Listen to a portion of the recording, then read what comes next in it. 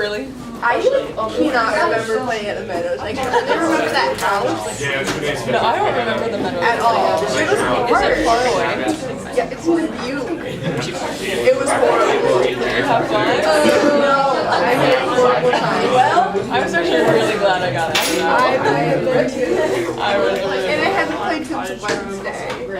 Oh, really? It was just so bad. No. And Devin shot a 60. I don't know how it happened. God, I would have felt so bad at that shirt. What did you shoot? It was so bad. I was so. Sounds like a good me. Yeah. All right. So I'm handing you over Mr. Ficken today. So let him jump right in. Oh wait, before you start, raise your hand if you're gonna be gone for the Chicago Turbine tournament. All right, quiet. Put your phones away, your notebooks out. Let's go.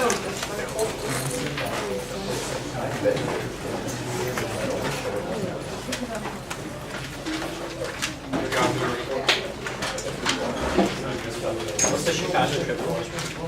Humanities. US Humanities. You're gonna look at like architecture and stuff. Architecture, we do it every year. And art.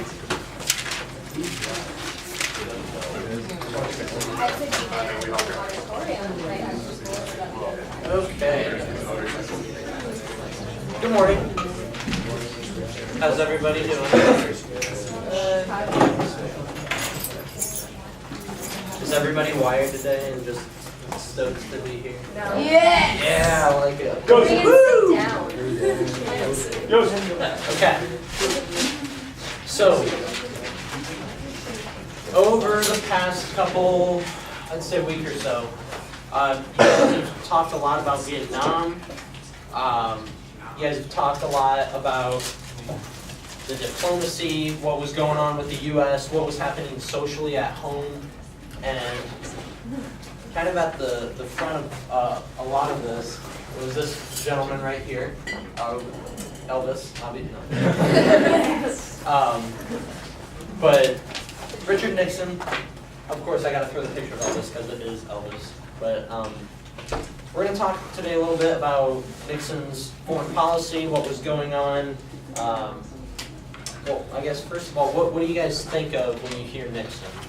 What are your thoughts about him? The great, like in California, like the workers' rights stuff.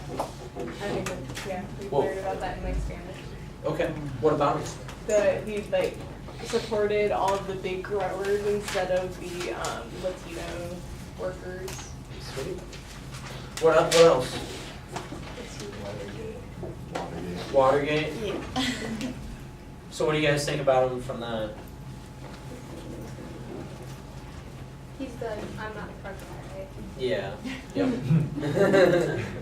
Because they're close to my history too. So basically, the Watergate thing is something that definitely tainted Nixon's reputation, I guess.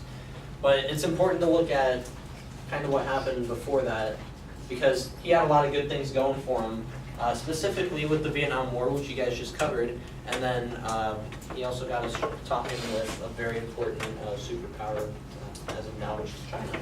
So we're going to kind of dive in and see what he's all about with that. So a big part of his campaign was on the idea of Vietnamization. Basically, it's, guys, we have a ton of troops here. Let's get them out of here. Let's send them home. Okay.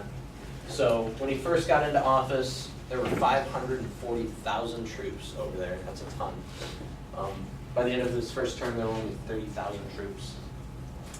Yeah.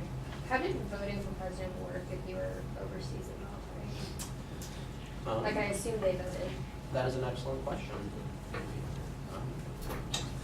I mean, it's the same as now. I mean, I don't know how they do it now. it's like absentee ballot. I mean, they get it ahead of time. They can send it in.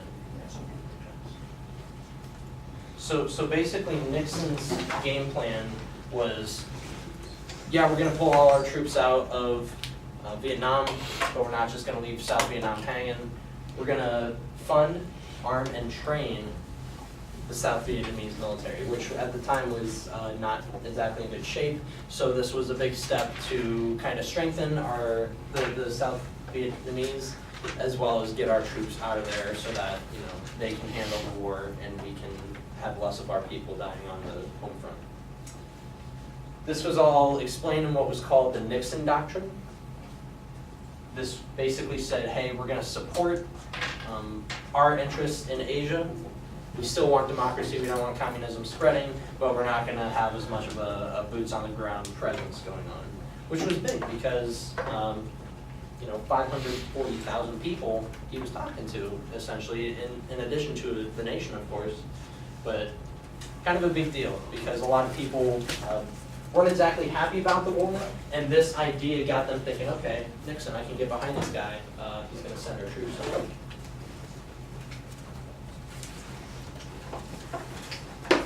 And then it wasn't all smooth and wonderful, all that good stuff. So, Cambodia is right next to Vietnam. Let me show you guys a picture. Oh, there's handsome Nixon. There's Cambodia. We got Vietnam right over here. You guys see, it's kind of blurry because they want his face to be more of the focus here. But you guys see the red here? These are all communist bases that were looking to be taken out, I guess. Not, they weren't looking to be, but we were. The United States was looking to take them out. And so Nixon sent in some troops to Cambodia to destroy those bases, and that's just blew a gasket back at the United States, because everybody's like, dude, what are you doing? You just said we're gonna take everybody out, and we're super excited to have everybody come home, and now you're sending them in the front lines again. So, protests just erupted. It was crazy. I wasn't there, but it was crazy. So, one of the biggest ones were at Kent State. Do you guys remember what happened at Kent State at all? You guys kind of saw the video on it a while ago. The National Guard came in and shot a couple people. Yes, they just kind of went in guns blazing, and they ended up killing 4 people, which was a really big deal because, you know, it's the National Guard. Their goal is to protect the people. So that kind of rubbed some people the wrong way. We're going to watch just a short video on a student. Oh, I got it right here, sorry. On a student who was a part of the protest, and he's going to talk about his perspective of what was going on during that time when he saw the troops coming in. This is through, so a news reporter is doing the interviewing and some of the conversation is not totally clear, so bear with it. The important points are definitely audible. Okay.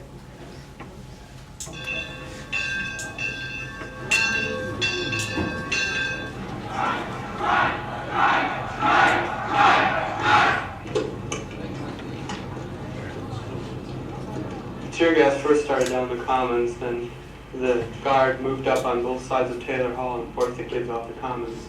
Then one group, I don't know how many there were, 50 maybe, perhaps more, perhaps less, moved down into the practice football field. After you beat them, then what will you ask them to leave? They've got grievances, they've got demands, the demands on both sides, we have to talk.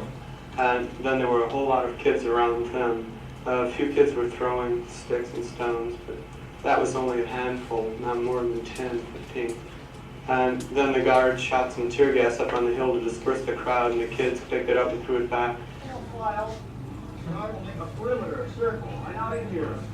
Well, to the right, you move on, it's going to make a circle around here. You don't talk during a state of emergency, Mike. You know that. Come on. Sorry. We'll talk as soon as we get this settled down. People shot on this campus, just as a citizen. Who wants people? They're sitting quiet. Okay, will you ask them to leave? This area immediately. Leave this area immediately.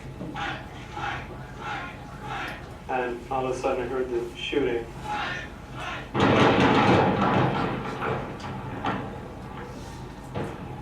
And then I saw people dropping to the ground, and then I fell to the ground also.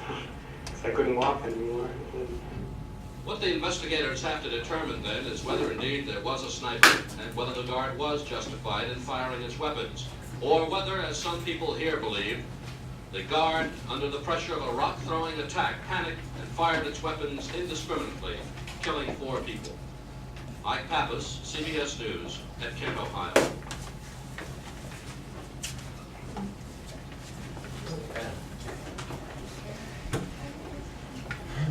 What are your thoughts on that?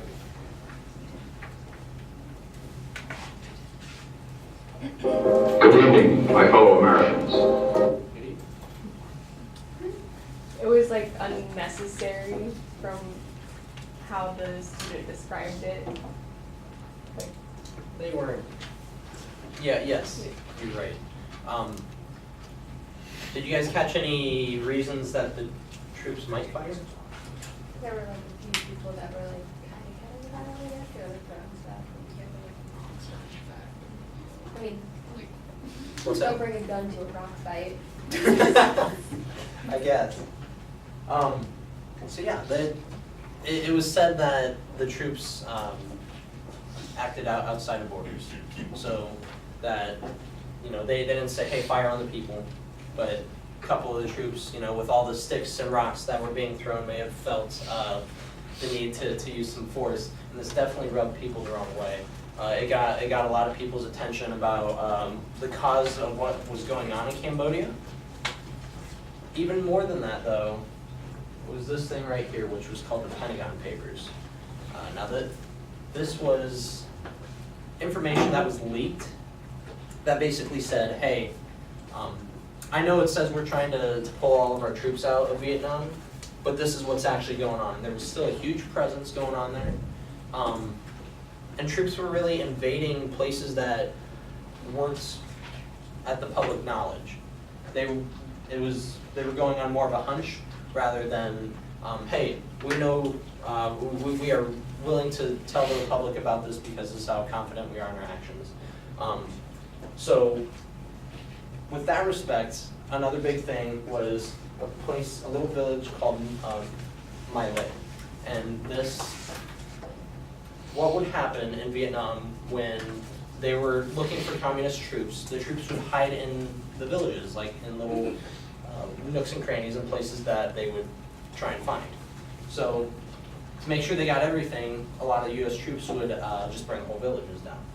Of course, this rubbed the villagers the wrong way a little bit.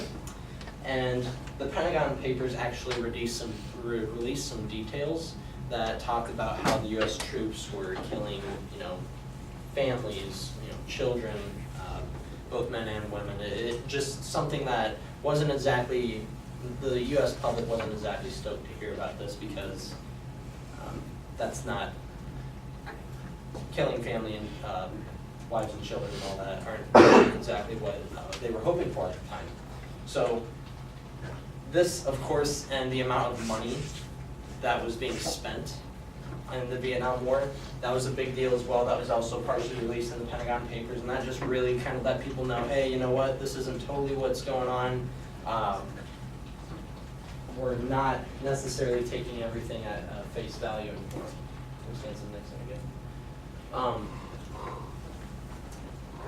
His national security advisor, Henry Kissinger, decided to have some talks with North Vietnam. And they're like, hey, we're trying to be done here. What can we do? Let's call this quits. North Korea wasn't, or not North Korea. North Vietnam was not having it. They kept on, enforcing their values, looking to proceed with their communist interests, and the U.S. decided to send a bunch of B-52 bomber planes over there and just bomb a lot of parts of North Vietnam, and they did this for several weeks. This really, really sent a message.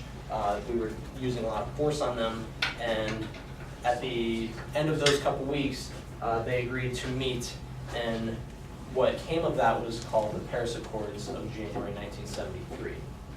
So this was really important because they promised a ceasefire, which of course is in everybody's best interest, and then free elections. Now, why would that be crazy? for Vietnam. I heard a mumble. Say it again? Yeah, I heard it. Did you say something about? Because they're communists. Yes, okay. Yeah. Sorry.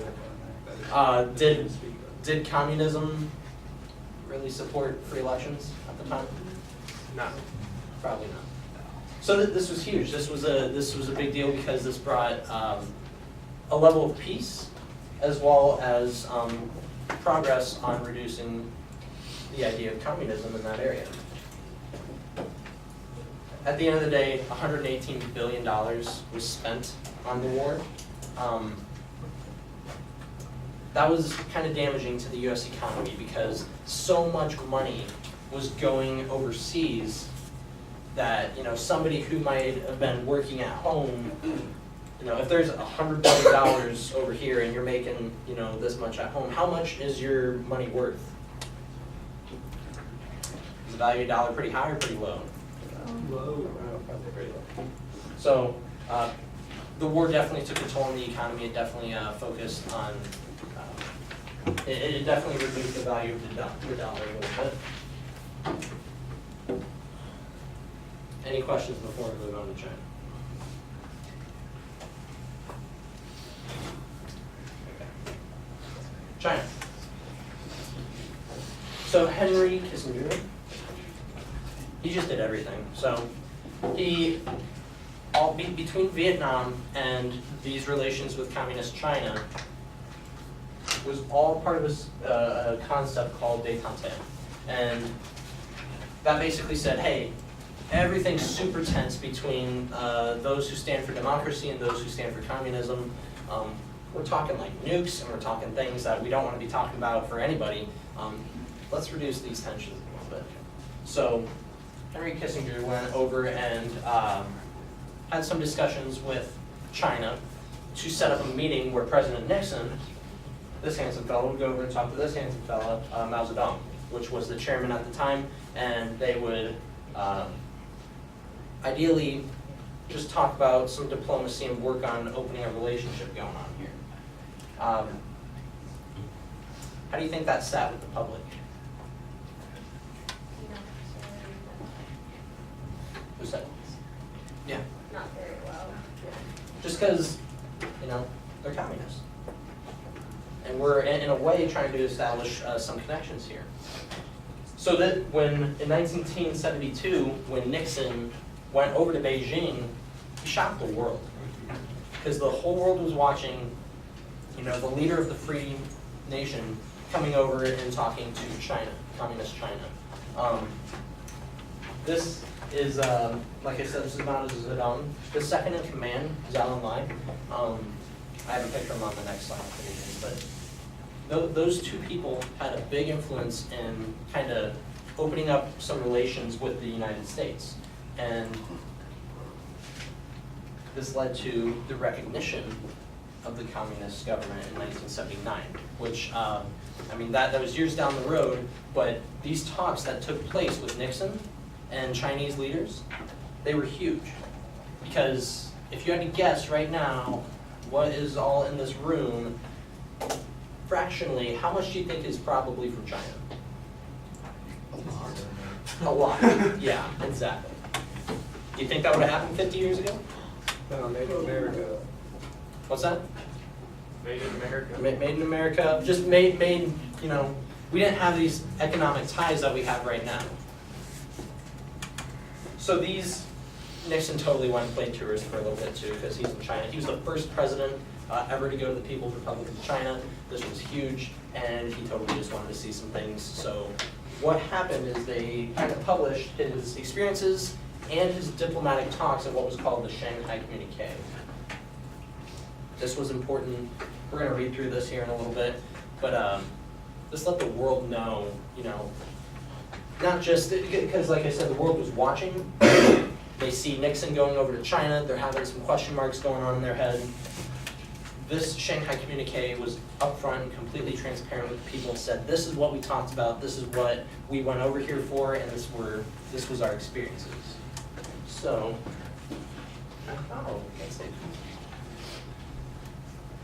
So, establishing this relationship, the U.S. government actually recognizing, China as a legitimate government came with some benefits. So they were one of the first things they did, China put pressure on Russia, who was just, they're in the arms race with the United States. Everybody wants to, be top gun here. And China was able to kind of convince Russia to say, hey, let's limit the anti-ballistic missiles we're making and kind of ease those tensions. Shortly after, the Strategic Arms Limitation, or what was called SALT, the SALT talks convinced Russia to freeze the number of ballistic missiles with nuclear warheads, which was huge because what does everybody want at the time? Nukes. Totally. You bet. It is important to know this did not end the arms race, but this was a huge step in that, the détente. I'll write that down here just so if you guys want to write that down as well. The détente, which is reducing those tensions that were going on. So by having Russia say, hey, we're not going to be quite as trigger happy with making weapons, this was a big step for that. So everybody's still with me. Am I crazy yet? Good. So my question for you guys is, why did that relationship that started, 50 years ago, just simply acknowledging, hey, China, you are we recognize you as a government. How do you think that's affected you today? Like, obviously all of the trade that we have. Yeah, absolutely. Trade's huge. And like I said, you guys think that would have happened 50 years ago? Probably not. We didn't even want to say China, we recognize you as a government, let alone have trade. Now it's important to know trade wasn't instant, but things were slowly coming along, and people were able to say, hey, I see a relationship in the future where China, who, is China's economy big? Yeah. Kind of, yeah. They were just getting their kickstart there at the time, and a lot of people were saying, hey, we see what's going on, we want to be a part of that, and we want to have some sort of relations with these guys. Let's do it. So, what questions do you guys have so far? Yeah, go ahead. How does Taiwan play into all of this? I love it. Excellent. So what do you guys know about Taiwan so far? It's like the non-communist island of China that they want to be recognized as their own government, but China won't recognize them, so That's awesome. I love that. Okay, yes. So that's really important because that was a highly contested issue at the time. You got Taiwan who wants to have democracy, and you got China who's going to say, you're with us, you're going to be with us. So this Shanghai Communique, which we're about to read through, is going to talk about that. And then what we're going to do, it wouldn't be a fun reading without writing stuff down. So,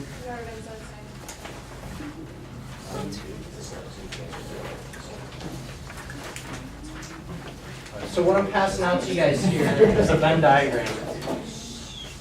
We are about to read through most of the Shanghai Communique, which was, I just said what it was. the trigger that they talked about. Yep. This was what the public read about what happened in Vietnam, or not Vietnam, in China. So what you guys are going to do, there's going to be some really important points going on here.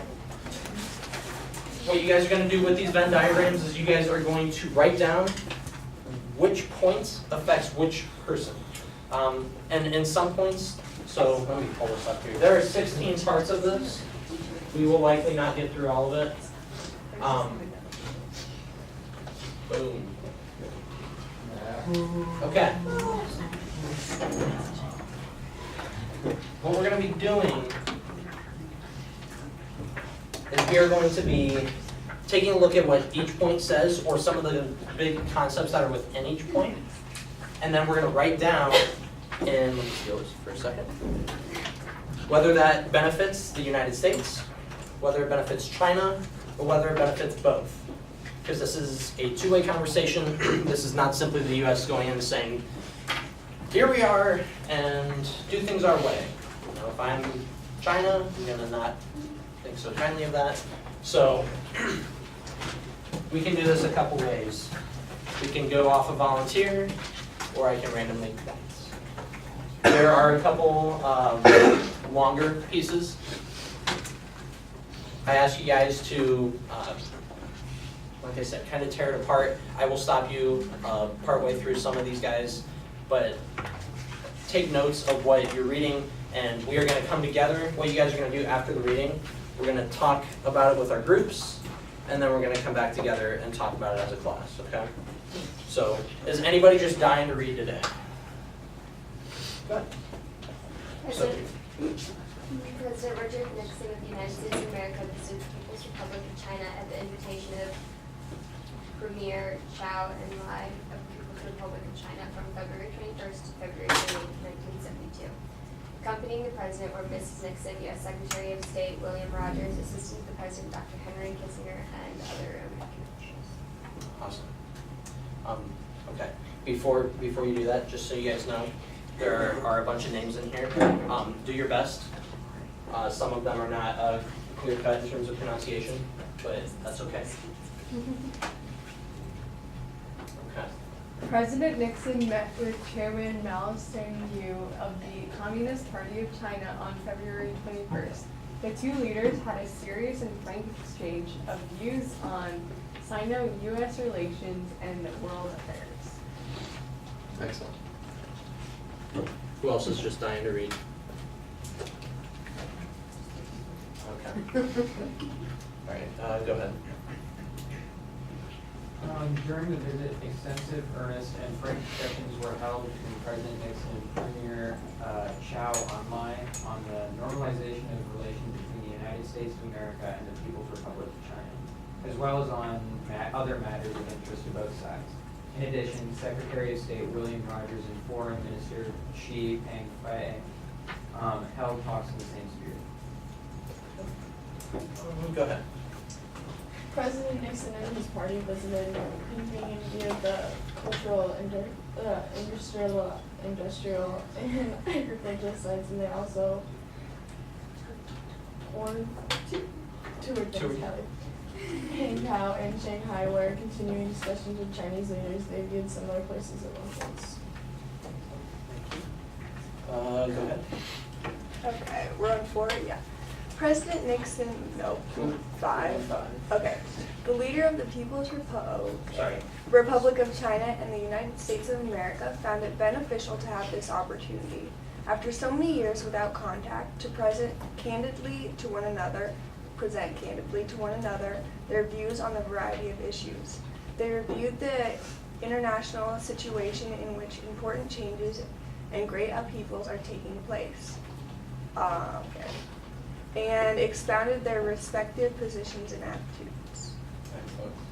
Excellent. Go ahead and read until Ray. The Chinese side stated, wherever there is oppression, there is resistance. Countries want independence, nations want liberation, and people want revolution. This has become the irresistible trend of history.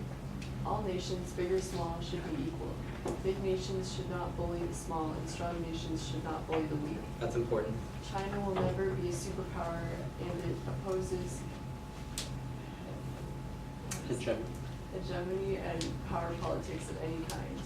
The Chinese side stated that it firmly supports the struggles of all of the oppressed people and nations for freedom and liberation, and that the people of all countries have the right to choose their social systems, according to their own wishes and the right to safeguard the independence, sovereignty, and territorial integrity of their own countries, and oppose foreign aggression, interference, control, and subversion. All foreign troops should be withdrawn to their own countries. That's really important. So if you guys haven't written anything down yet, take a look at what was just read. She So- covered a very important word there.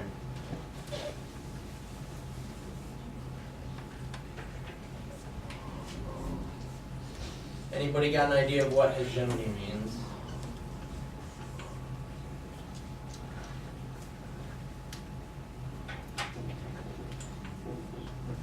Okay. So hegemony means that the countries are going to compete for who's the dominant power. Okay. So oftentimes when two countries are looking to be the top dog, what happens? War. Definite tension, definite war usually follows suit. So China will never be a superpower, and it opposes hegemony and power politics of any kind. Why is that important? It's basically saying they'll never like try to compete full on, and that they won't like engage in any conflicts Exactly. in order.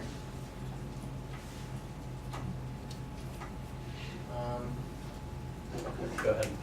Read from right there until the end here. The Chinese side expressed its firm support of the people of Vietnam, Laos, and Cambodia in their efforts for the attainment of their goal, and its firm support to the 7-point proposal of the Provisional Revolutionary Government of the Republic of South Vietnam.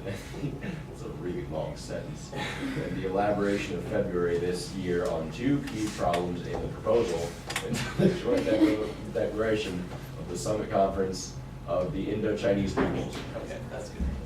Everybody got that totally right. Okay. We'll go on to number 7. Also long, we're not gonna read through all of it. Okay. Go ahead, read through number 7 here. The U.S. side stated, peace in Asia and peace in the world requires efforts both to reduce immediate tensions and to eliminate the basic causes of conflict. The United States will work for a just and secure peace, just because it fulfills the aspiration of peoples and nations for freedom and progress, secure because it removes the danger of foreign aggression. Also important. The United States supports individual freedom and social progress for all the peoples of the world, Very free of important. outside pressure or intervention. The United States believes that the effort to reduce tensions is served by improving communication between countries that have different ideologies, so as to lessen the risk of confrontation with accident, miscalculation, or misunderstanding. Countries should treat each other with mutual respect and be willing to compete peacefully, letting performance be the ultimate judge. No country. That's good, thank you. Okay. So what was the takeaway from that? Intervening in other countries' affairs is appropriate if it's gonna stop like problems that are gonna affect a lot more. Absolutely. A big piece to recognize is this guy right here. Supports individual freedom and social progress for all the peoples of the world. So what was that saying to China?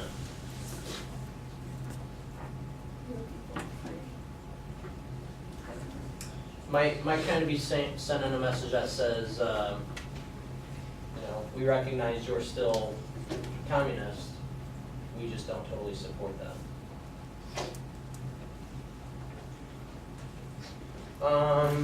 Back table, go ahead. Me? Yes. Alright, Number 8. Number 8. There are essential differences between China and the United States in their social systems and foreign policies. However, the two sides agree that the countries, regardless of their social systems, should conduct their relations on the principles of respect for sovereignty and territorial integrity of all states, non-aggression against other states, non-interference in the internal affairs of other states, equality and mutual benefit, and peaceful coexistence. International disputes should be settled on on this basis without resorting to the use of threat or force. The United States and the People's Republic of China are prepared to apply these principles to their mutual relations. Awesome. There should definitely be, and you guys totally are, but there should definitely be some writing going on there. That was pretty big.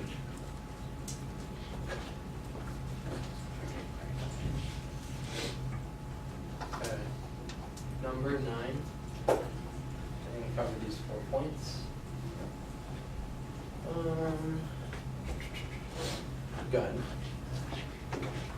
With all these principles of international relations in mind, the two sides stated that progress toward the normalization of relations between China and the United States in the interests of all countries. Both wish to reduce the danger of international military conflict.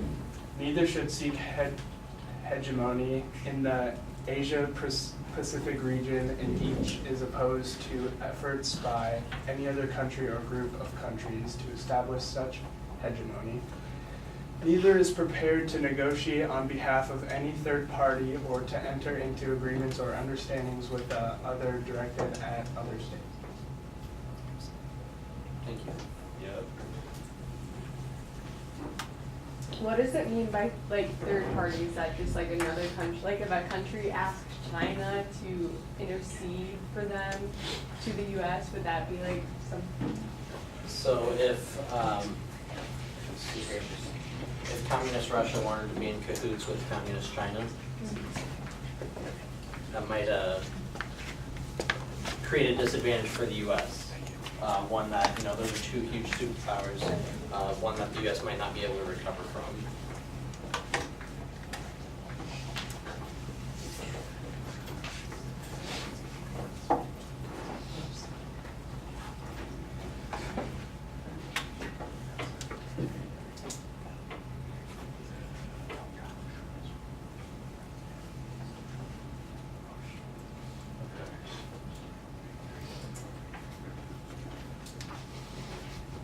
Number 10, could I have, sure, go ahead, thanks for volunteering.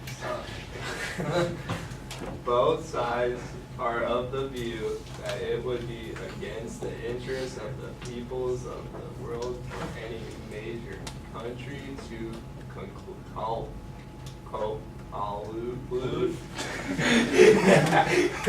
with another against other countries, or for major countries to divide up the world into separate spheres of interest. Spheres of interest.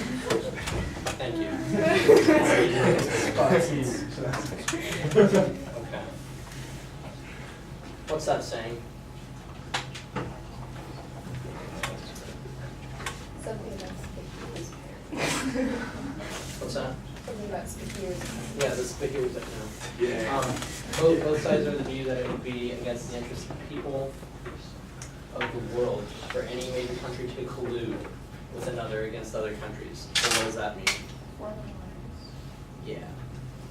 Basically saying, hey, let's keep our relationship open and let's make sure we're not backstabbing each other. Okay. Last one, just because we talked about it in class. We'll do number 11. Could I have you do it? Each side reviewed the long-standing serious disputes between China and the United States. The Chinese side reaffirmed its position. The Taiwan question is the crucial question obstructing the normalization of relations between China and the United States. The government of the People's Republic of China is the sole legal government of China. Taiwan is a province of China, which has long been returned from the motherland. The liberation of Taiwan is China's international state in which no other country has the right to interfere, and all U.S. forces of military installations must be withdrawn from Taiwan.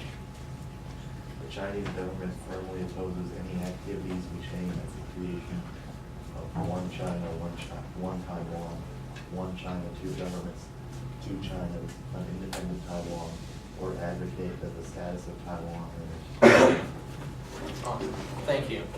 That's pretty big. What did you guys get from that?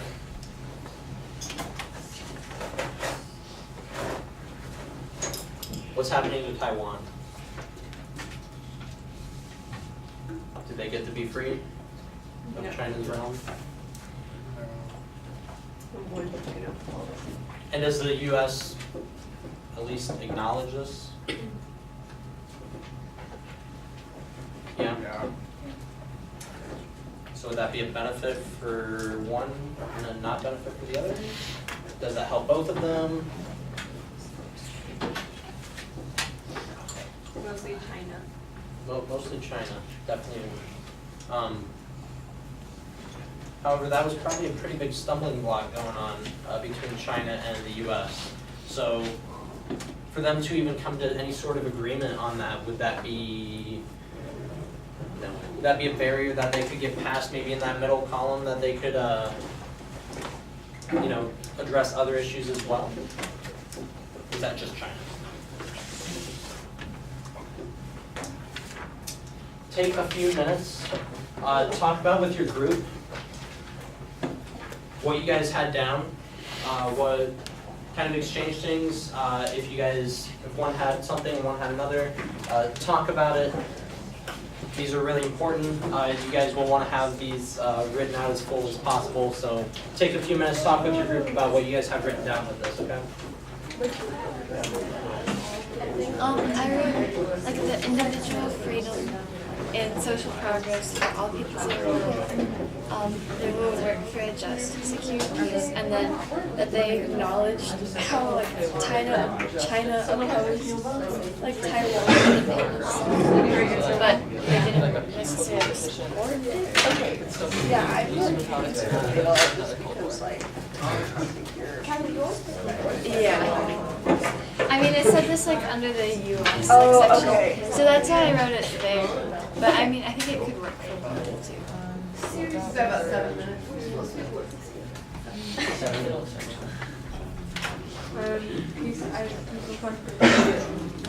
they got Taiwan, they want to know freedom and airfans by the U.S. government. No negotiations or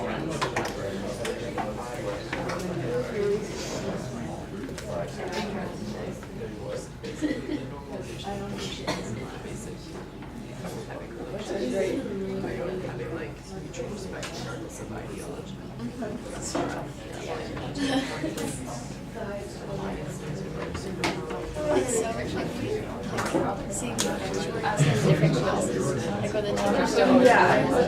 and then they Take about another minute here. I mean, I know I pronounced it other languages.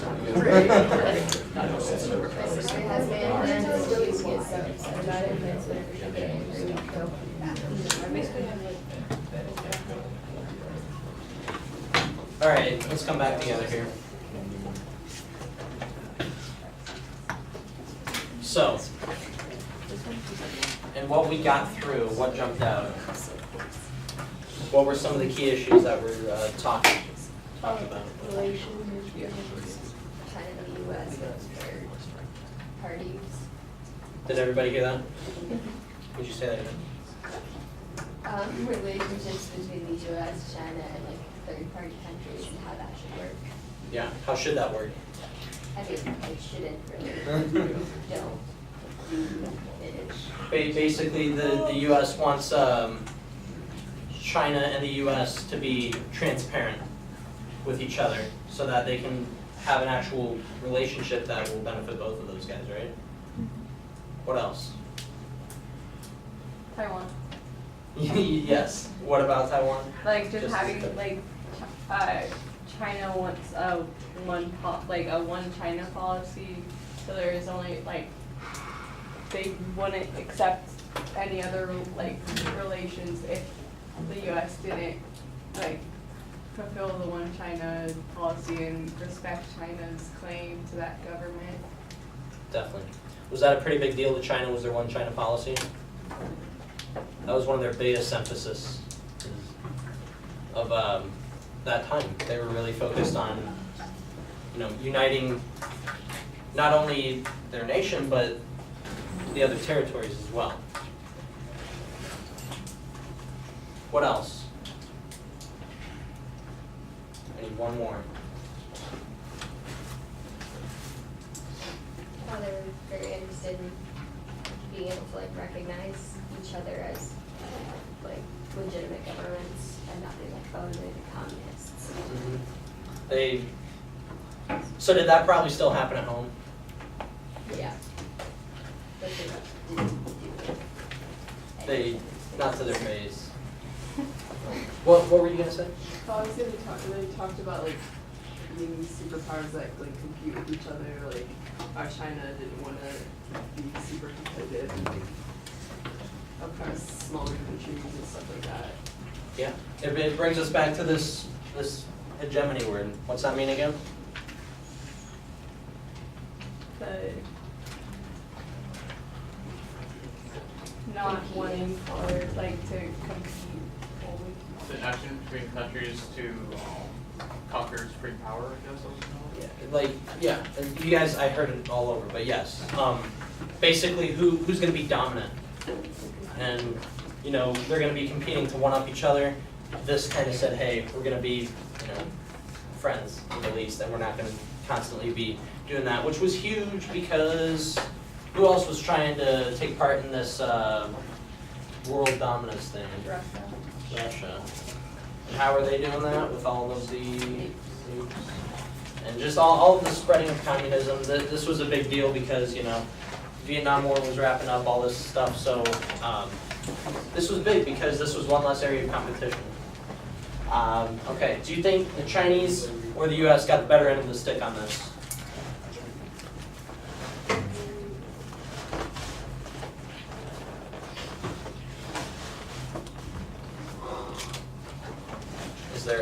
Is there a divisive answer to this? I mean, a lot of it benefited both countries.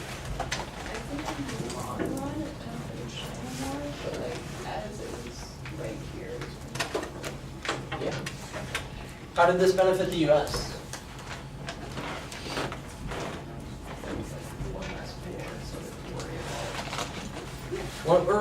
At least one less country that they had to worry about backstabbing, right? We had other countries who had that side. The biggest thing that I want you guys to take away from this is that this meeting helped normalize relations with China and help us to kind of have the relationship we have with them today. So all of the economy things, all of the stuff that you guys have, whether it's at home or here or, you know, looking out as you drive by, all those things, a lot of them have stemmed from China, and it allowed a lot of economic growth to occur in the long run for actually both countries. So with that respect, do you think it was pretty successful, especially in the long run? Probably. If 50 years ago we didn't want anything to do with China, but now we're golden. I wouldn't say golden, but we're, you know, we got tons of trade, we got lots of stuff going on. Pretty successful first meeting. What questions do you guys have?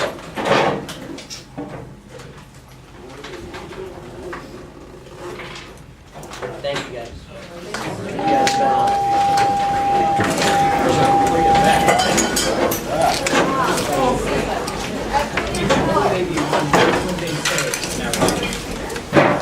I don't know. I got. Oh, I thought you were. Was it Mark?